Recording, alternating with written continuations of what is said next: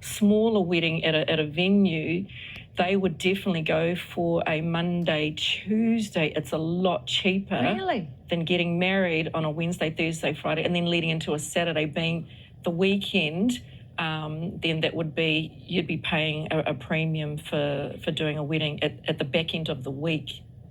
So obviously, your Thursdays, Fridays, that's your Saturdays are your more expensive time. So how much cheaper then during the week is it to get married than it is on the weekends? Sure. So we need to, make it clear when you categorise a registry which will only charge $90 as a celebrant, and that criteria, the marriage must be done within a 10-kilometre range of where the celebrant basically resides. Right, got ya. It's got to be easier, more convenient for the celebrant. There's only standard vows. You can't really choose your own.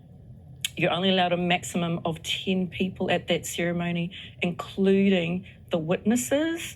So that's what keeps it to that $90. But then if you want something a little bit more, yes, the celebrant has the right to charge a little bit more. If they're wanting, let's say, music, if they're wanting more than 10 people, if they're wanting maybe something cultural added to it, blessings, prayers, then we categorise that as personalised. So you can still have cheap, affordable, but it has to be, if it doesn't stick within that registry ceremony criteria, you have to negotiate with the celebrant to pay something a little bit more if you want that little bit extra. Yeah, sure. As a ceremony. Which is fair enough, right? If you want that bit extra, you're going to have to pay for it. Correct, I know part of the trends is getting married beforehand. So just the two of you go with a witness and you get married before the actual ceremony because that part's cheaper. And then you get a family friend or, somebody who is qualified to actually take the ceremony to do that.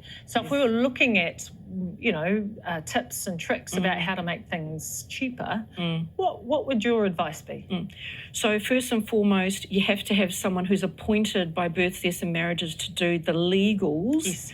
And there are, ways where you can make things a little bit more affordable, where friends can come in and help do certain parts of the ceremony, whether it's, if we're going to talk about the decorating and the music and stuff. These days, I'm finding that, unfortunately, people just can't afford to get DJs, wedding planners, pay for the bigger venues. No disrespect to them, because I love to go to bigger weddings and I love to see, the larger wedding ceremonies and all the families coming together.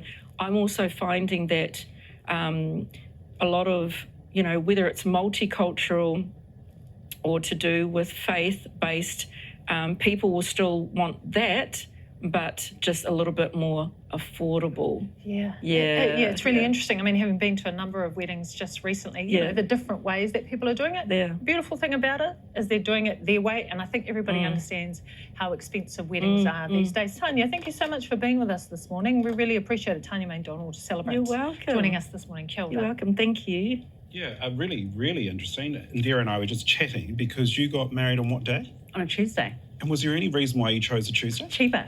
Yeah. Cheaper to hire the chapel. Less people I knew would be available because we had to me it was a small wedding, but that's 130 people. But you and I know that's more for Pacific. Yeah.